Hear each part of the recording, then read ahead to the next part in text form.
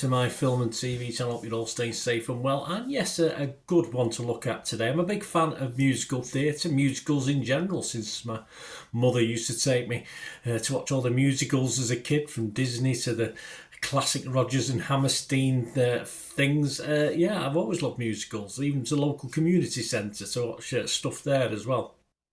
And my dad took me to watch all the war films, which I loved, and my mum took me to the musical. So there you go, that was my grounding. And it's a delight. This is one of my, is currently my favourite from musical theatre. It's just a little bit better for me than Les Miserables, which is my favourite for a long, long time.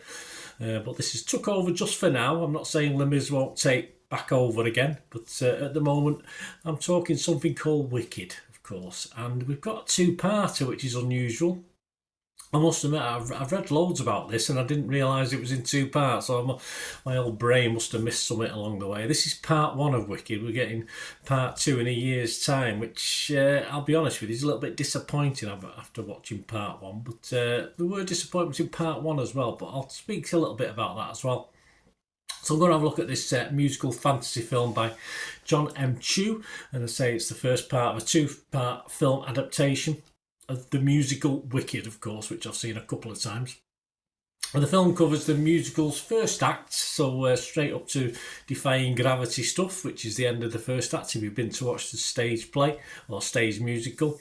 And it stars Cynthia Erivo as Elphaba Throp and Ariana Grande Butera as Galinda Upland. Not bad casting for a film, in fairness. You cannot help but imagine the stage musical that I've sort of listened to for the last few years. You can't help but put their sort of sound into when you listen to it sometimes, which can be a good, can be a bad thing.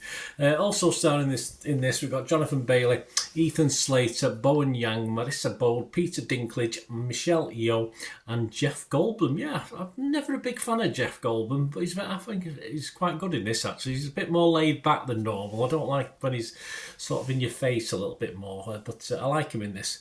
It's set in the land of Oz, of course, if you didn't know, largely before Dorothy's arrival from Kansas, although of course it does start this film with the end, if you like, of course the Wicked Witch being killed, and obviously it's told through flashback mainly, and it's a story of Elphaba beginning her path to becoming the Wicked Witch of the West, and her unlikely friendship with her classmate Galinda, who becomes Glinda the Good, of course. So some nice little bits in this as well.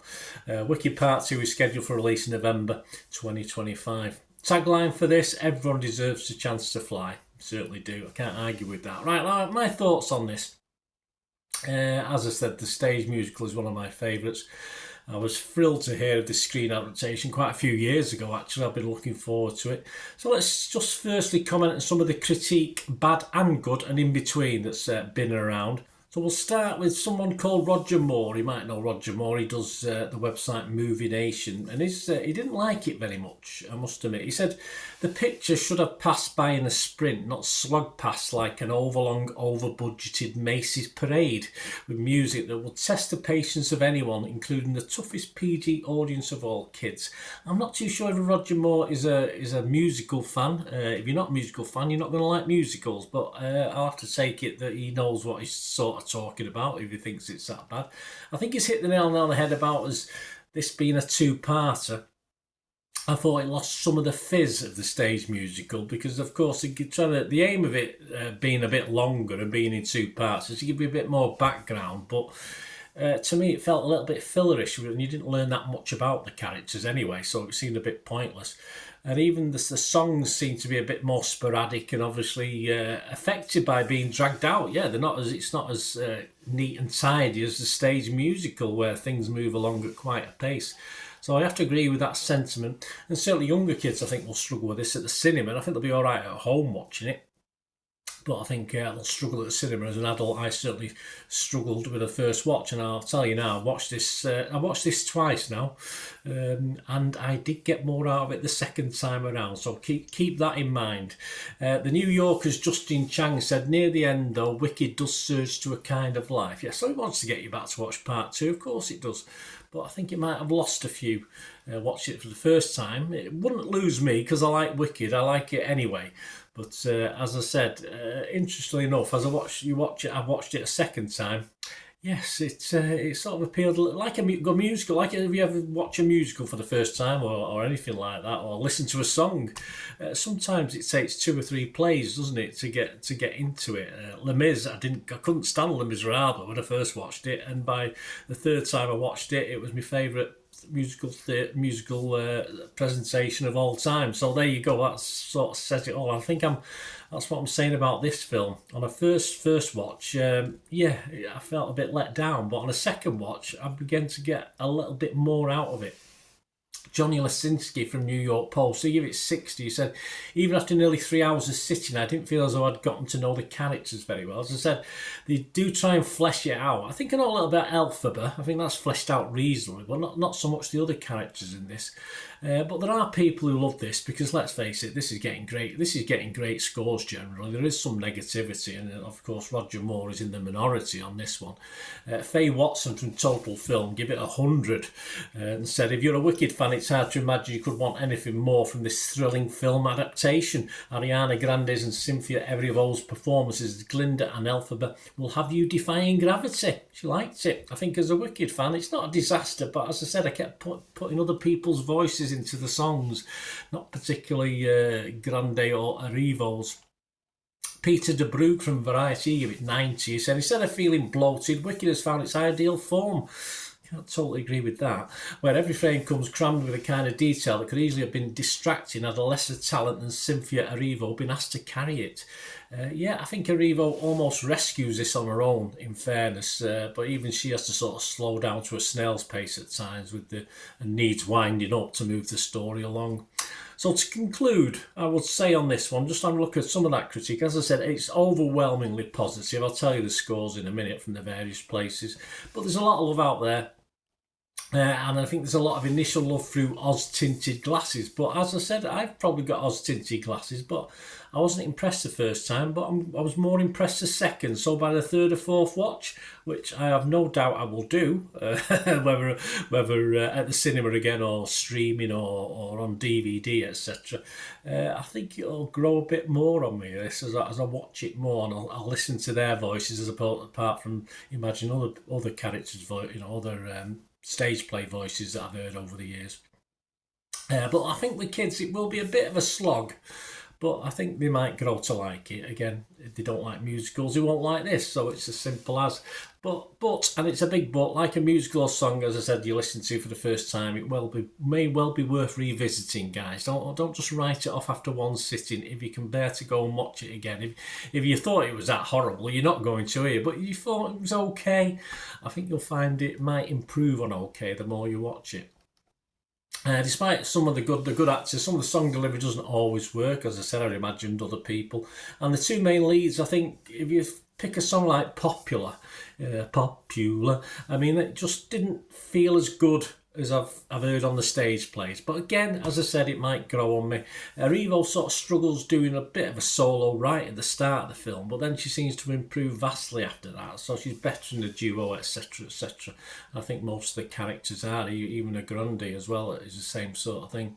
This is a film, hopefully, part two is gonna, I wouldn't say get livelier, because I just remember the stage play. It does add a bit more to the story. It gets a bit more interesting for me as well. It's not as drawn out. So obviously I can see part two being a little bit shorter than 2.5 hours plus. So I can see it being 2 hours, something like that. And will I watch part two? Of course I will. As I said, it's my favourite musical. And as I say, I'm watching this one twice. It's getting to grow on me a little bit more each time I watch it. So I'll definitely watch part two. And I'll probably watch this one half a dozen times at least by the time part two comes around. So I'll be fine. So these are my scores. As I said, in theory, I'm going to be fresh on this, of course. I can't be rotten. I'm going to be positive on Metacritic. And I'm just going to give this a very watchable score at the moment. This could increase. This has already probably increased to near 7 out of 10. I'm going to give it 6.5 out of 10. I will almost give it a 7 based on that second watch. So it could go up a little bit, but what we like us people who watch these things. But other people love it. Rotten Tomatoes, 7.8 out of 10. 254 fresh, 29 rotten. The website's consensus: defying gravity with its magical pairing of Sinfio Arrivo and Ario Grande, wicked sheer bravura and charm make for an irresistible invitation to us. Yeah, I'm getting in that way of thinking. Metacritic 73 out of 100. That's based on 60 critics, 47 positive, 12 are mixed, so a reasonable proportion, and just 1 negative. Rotten Tomatoes audience, well, that's all that matters really, isn't it, Joe Public? And a bit higher than I thought, 4.7 out of 5. Very good. Metacritic users, 8.8 out of 10. So I say that the reservations I've got, as I said, from a first watch through, that have diminished slightly on a second watch through. The public don't, the public might have watched it a few times, I don't know, but the public don't seem to be going along with it. Those Metacritic users, almost 2,000 were positive, 21 were mixed, but we did get a big chunk of negative, 238 negatives. And Internet Movie Database, where it all matters, over 23,000 scores reviews as I'm recording this on the 26th of November 2024, so it's been out for 3 or 4 days.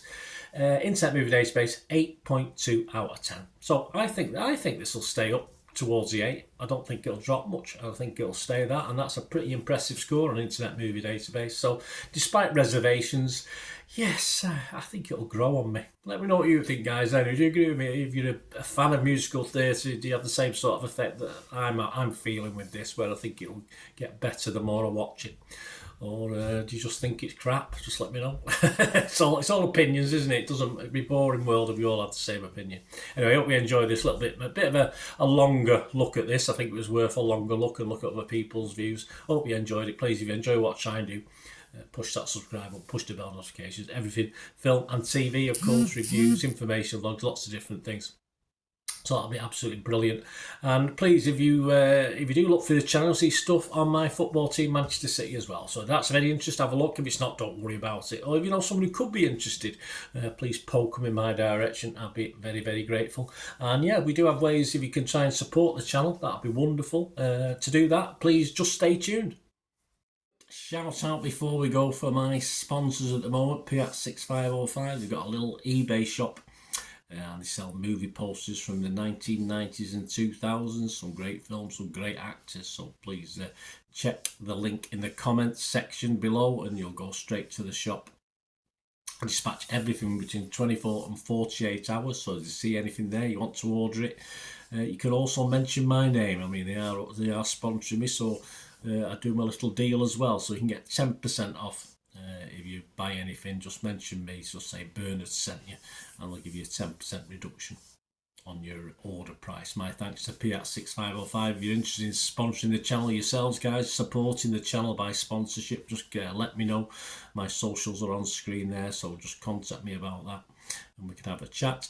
Other ways to help me out, guys, if you watch the ads, if the ads on this YouTube ads, that helps in a very little way, but it all helps. Watch the pennies and pounds look after themselves, they say, don't they? Or the pennies or the 10p's look after themselves. But if you watch the ads or follow the links on the ads as well, that's always a nice way to support the channel. If you sort of hang on for it, I've done that. I watched other people's and followed the ads, just something I fancied, which does happen from time to time. Of course, you can support me by pushing that subscribe button as mentioned earlier, and that's of course pressing the button so you know when these vlogs are coming out. And of course, I'm always interested in your opinions, and of course, if you can give us a like, that'd be wonderful as well. So thanks for watching, guys. Hopefully I'll join you very, very soon with something else. Until we meet again, I'll never ask one thing, don't I? Please stay safe, everyone. Bye for now.